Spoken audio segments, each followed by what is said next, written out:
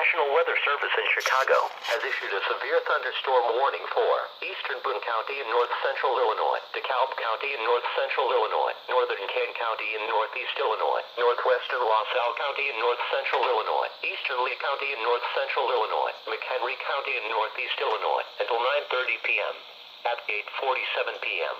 Severe thunderstorms were located along the line extending from Sharon to Hillcrest to 5 miles east of Walnut and moving east at 45 miles per hour. Hazard, 60 miles per hour wind gusts and quarter-size hail. Source, radar indicated. Impact, hail damage to vehicles is expected. Expect wind damage to roofs, siding and trees. Severe thunderstorms will be near Harvard around 9 o'clock p.m. Marengo and Malta around 9:05 p.m. Hebron and Sycamore around 9:10 p.m. Richmond and Woodstock around 9:15 p.m. Spring Grove and Waterman around 9:20 p.m. Sunnyside and Prairie Grove around 9:25 p.m. For your protection, move to an interior room on the lowest floor of a building.